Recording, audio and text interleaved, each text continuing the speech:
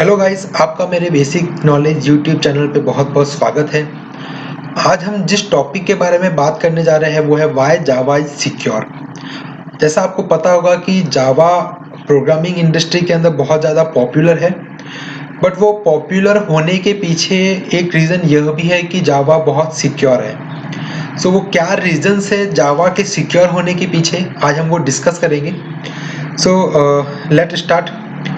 सो पहला रीज़न है JVM, second reason है not close to hardware, third reason है memory management, fourth point is no pointer, fifth is exception handling and six is access modifier. अब ये one by one उनके बारे में हम डिस्कस करते हैं कि ये क्या चीज़ें हैं और ये कैसे जावा को सिक्योर बनाती है। तो पहला पॉइंट है JVM का। तो आपको जैसे पता होगा JVM का फुल फॉर्म होता है जावा वर्चुअल मशीन। JVM क्या करता है, ये एक इन्वायरमेंट प्रोवाइड करता है, वर्चुअल इन्वायरमेंट प्रोवाइड करता है जहाँ पे आप अपने जावा के प्रोग्राम को रन कर सकते हैं। तो जनरली क्या होता है कि जो जावा होती है जब आप उसको कंपाइल करते हैं तो फर्स्ट आपका एक बाइट फाइल क्रिएट करता है, देन वो बाइट फाइल आपकी JVM के अंदर रन होती है जहाँ पे इंटरप्रेटर आपकी बाइट कोड को एग्जीक्यूट करता है। तो इसी बाइट कोड की वजह से जावा एक पोर्टेबल लैंग्वेज है, मतलब आपने अपना प्रोग्राम एक जगह लिखा है, देन उसको आप बाइट कोड में जनरेट करके उसको किसी भी प्लेटफॉर्म पे रन कर सकते हैं। तो अब जब आपने प्रोग्राम आपने अपने प्लेटफॉर्म पे लिखा है, देन उसको आप कहीं पर भी शेयर कर सकते हो। तो यहाँ पे चांसेस होते हैं कि बाइट फाइल के अंदर मॉडिफिकेशन हो सकता है, उसमें कुछ मालवेयर इंजेक्ट किए जा सकते हैं।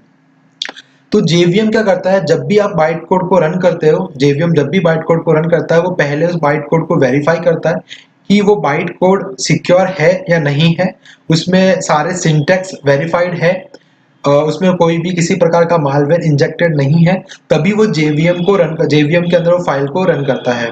तो JVM एक बहुत इंपॉर्टेंट पॉइंट है जावा के सिक्योर होने के पीछे। एंड देन दूसरा पॉइंट यह भी है कि जावा JVM एक सिक्योरिटी फ्रेमवर्क प्रोवाइड करता है जहाँ पे जस्ट लाइक आपने टाइप कास्टिंग होती है जावा में, तो वो टाइप कास्ट भी चेकिंग करता है एंड देन अदर सीनियरिटीज भी चेक करता है। जहाँ जहाँ पे सिक्योरिटी ब्रीच होने का खतरा होता है वो सारी चीज़ें JVM सिक्योरिटी चेक करता है। तो ये बहुत इंपॉर्टेंट रीजन है JVM, जो JVM जिसकी वजह से हमको जावा के अंदर सिक्योरिटी मिलती है। दूसरा रीजन है उसका नॉट क्लोज टू हार्डवेयर।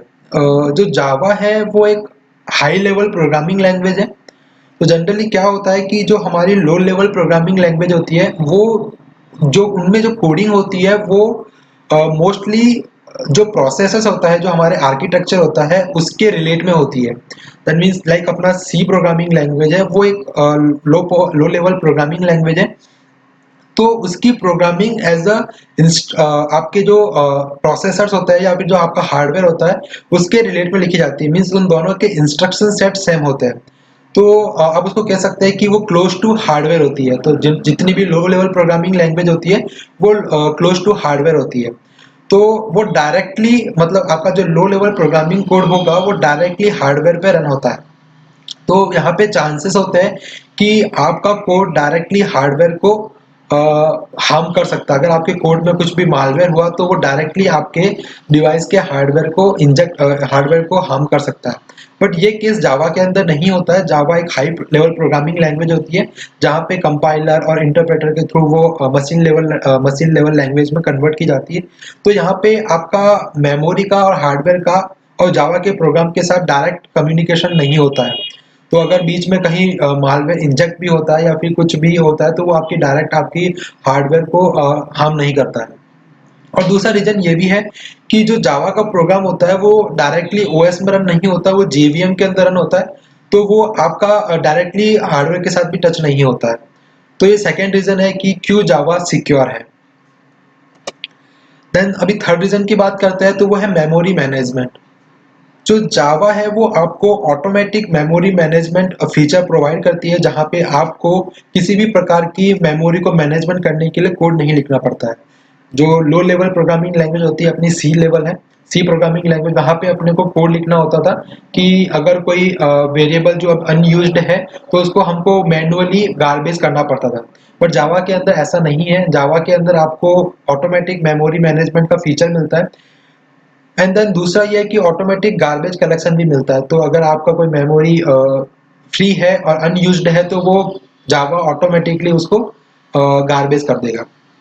तो इससे क्या होता है कि आपका मेमोरी लीक होने का या फिर आपका मेमोरी प्रोवाइड जो आपकी जो आपका जो कोड जब रन होता है तो ओएस आपको एक मेमोरी प्रोवाइड करता है। तो वो मेमोरी प्रोवाइड जब जावा के थ्रू होती है तो वो मैनेजमेंट अच्छे से हो जाता है जावा की तरफ से, क्योंकि जावा के कोड को उसको कितनी मेमोरी देनी है वो जावा जेवीएम को बहुत अच्छे से पता होता है।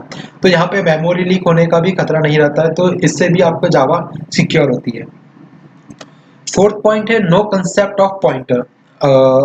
ऐसा आपको पता होगा कि जो सी लेवल लैंग्वेज होती है वहाँ पे पॉइंटर का कंसेप्ट होता है, जहाँ पे आपको मेमोरी एड्रेस मिलता है जहाँ पे वेरिएबल सेव होता है। देन आप उस मेमोरी एड्रेस के थ्रू आप उस वैल्यू को उस एड्रेस पे जो स्टोर होती है वैल्यू उसको आप एक्सेस कर सकते हैं। और तो इसका एक कॉन्स यह भी है कि अगर लाइक जो एरे है वहाँ का उसका एरे जो होता है वो सीक्वेंशियली स्टोर होता है।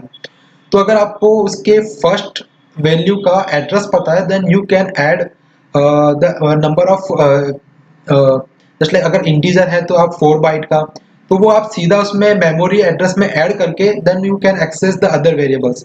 तो आप जावा का अगर 4 लेंथ की एरे है तो आपको अगर पहले वेरिएबल का पहले इंडेक्स का मेमोरी एड्रेस पता है तो आप उसके फोर्थ वाले इंडेक्स का भी वैल्यू निकाल सकते हैं।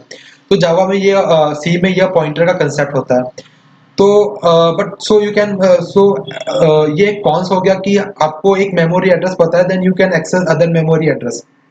बट जावा में ये पॉइंटर का कंसेप्ट नहीं होता है, जिसकी वजह से आप डायरेक्ट मेमोरी को एक्सेस नहीं कर सकते। तो ये एक बहुत ही इंपॉर्टेंट फीचर है जावा का।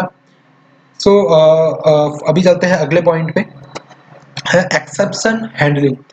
तो ये एक मतलब सिक्योर तो नहीं बनाता है, बट ये ऐसा फीचर है कि आप अपने कोड के अंदर खुद से ट्राई कैच ब्लॉक होता है एक्सेप्शन हैंडलिंग, मतलब आप ट्राई कैच लगा के एक्सेप्शन को हैंडल कर सकते हैं। तो ये एक प्रकार से ये होगा कि यूजर कौन कौन से एक्सेप्शन को हैंडल करना चाहता है देन कौन से एक्सेप्शन को थ्रो करना चाहता है। तो इसके बेसिस पे भी आप अपनी सिक्योरिटी एक अपने कोड को सिक्योर बना सकते हैं। तो ये भी एक बहुत इंपॉर्टेंट पॉइंट है। देन लास्ट है आपका एक्सेस मॉडिफायर। तो जावा में आपको एक्सेस मॉडिफायर मिलते हैं जिसकी वजह से आप कोड पे रेस्ट्रिक्शन लगा सकते हैं कि कौन आपके कोड को यूज कर सकता है और कौन नहीं कर सकता है। तो जावा के अंदर 4 प्रकार के एक्सेस मॉडिफायर होते हैं, प्राइवेट, पब्लिक, प्रोटेक्टेड और डिफॉल्ट। तो उनकी बेसिस पे आप अपने कोड को रेस्ट्रिक्ट कर सकते हैं। तो ये भी बहुत इंपॉर्टेंट फीचर है जो मतलब आपके कोड को अदर पीपल से एक्सेस करने से बचाता है। तो ये कुछ 6 पॉइंट्स थे जो जावा को सिक्योर बनाने के अंदर बहुत ही इंपॉर्टेंट होते हैं। तो आई होप ये वीडियो आपको अच्छा लगा होगा। अगर आप इसको वीडियो में कुछ भी पसंद नहीं आया हो और या फिर कुछ भी इश्यूज हो या फिर कुछ भी आपको प्रॉब्लम्स हो तो आप मेरे को कमेंट कर सकते हैं। मैं ट्राई करूँगा कि आपके कमेंट्स के आंसर दे सकूं। Thank you guys, bye.